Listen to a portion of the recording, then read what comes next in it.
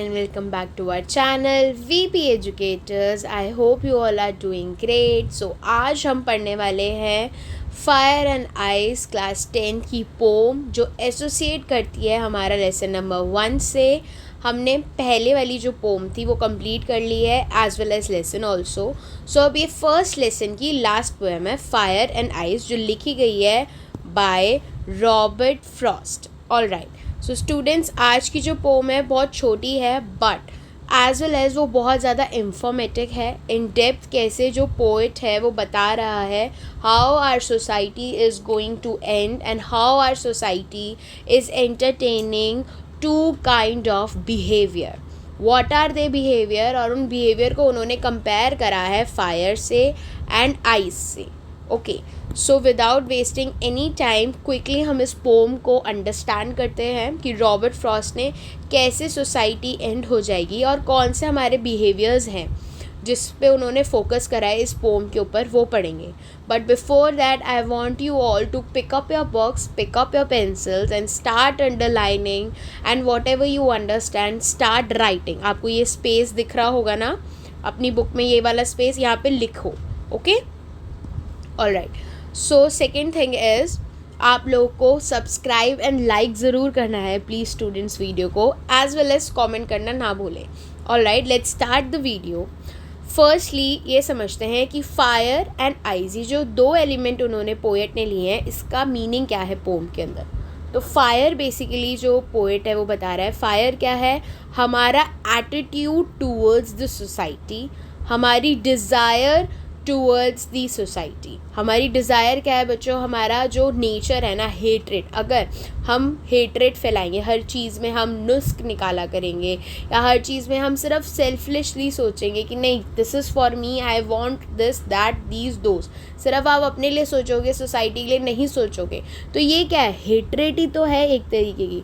Where you are only thinking about yourself and not about others, right. Desireful मतलब आप सिर्फ चाहते हो कि मुझे ये भी मिल जाए, वो भी मिल जाए, यहाँ भी मिल जाए, वहाँ भी मिल जाए, but this is not the truth.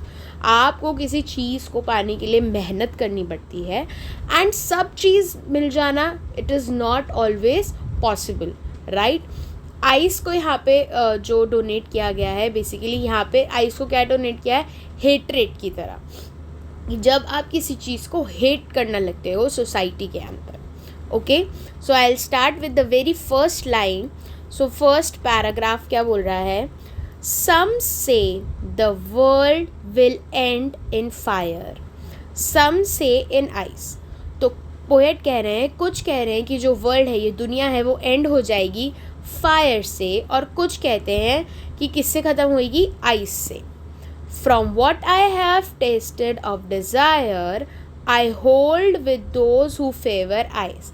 तो पोएट क्या कह रहे हैं, पर जो मैंने टेस्ट करा है ना अब तक, मेरे को लगता है टेस्टेड ऑफ डिज़ायर मतलब जहाँ तक मैं जानता हूँ डिज़ायर के बारे में, ठीक है, मुझे लगता है कि आई फेवर मतलब मैं किसको फेवर करता हूँ, फायर को, कि मेरे को लगता है जो फायर है उससे जो होगी दुनिया ख़त्म होगी. अच्छा, फायर मीन्स या तो टेम्परेचर बहुत हाई हो जाएगा और हीट बढ़ जाएगी पूरे अर्थ में, और एंड किससे हो जाएगा, फायर से वर्ल्ड एंड हो जाएगा. एंड डिज़ायर मतलब जो हमारी इच्छाएं हैं, जो ख़त्म ना होने वाली इच्छाएं हैं वो.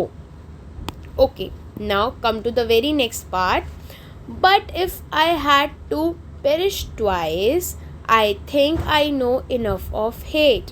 But if I had to perish twice. Okay, perish का मीनिंग क्या है यहाँ पे, फिनिश या फिर डाई. ओके, अगर मुझे लगता है कि जो दुनिया डाई करेगी दो बार, मतलब दो बार दुनिया ख़त्म होएगी, ख़त्म हो जाना बिल्कुल जड़ से ख़त्म होएगी, तो आई think I no of hate, तो मैं जानता हूँ जितना हेट के बारे में, ठीक है.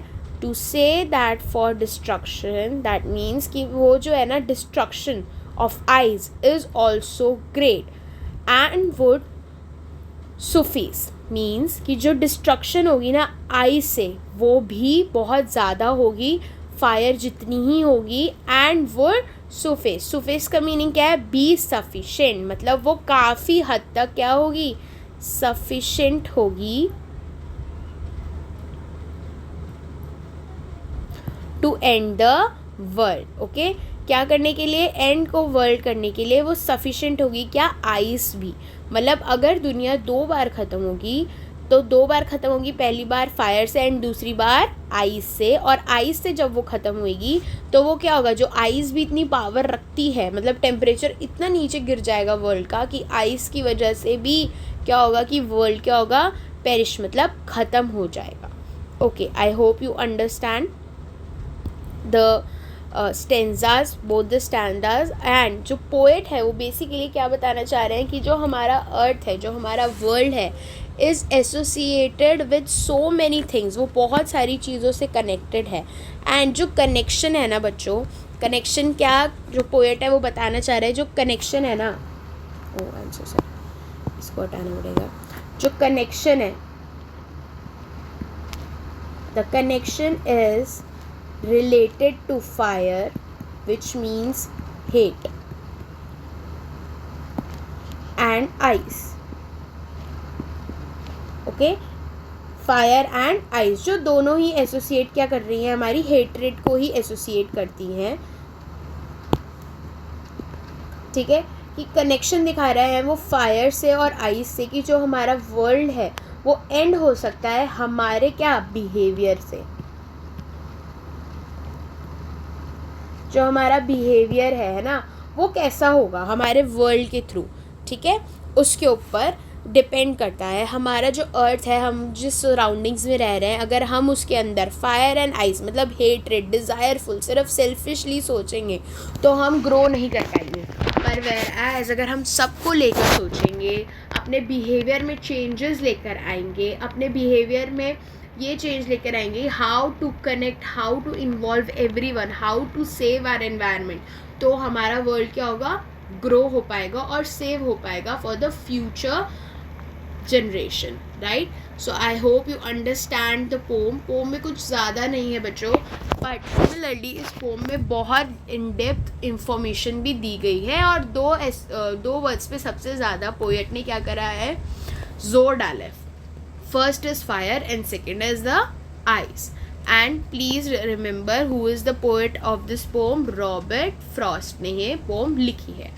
Okay, I hope you understand the poem. 2 word है जो दे रखे हैं, perish and suffice. perish मतलब die है और दूसरे वर्ड का मीनिंग है sufficient मतलब पर्याप्त। I hope you understand the poem. Poem की समरी आपको नेक्स्ट वीडियो में बताई जाएगी एंड इसके क्वेश्चन आंसर्स भी मैं नेक्स्ट वीडियो में डिस्कस करूँगी। Till then keep studying and keep reading with VP educators. Please don't forget to like and subscribe to our channel. I meet you in the next video. Bye bye.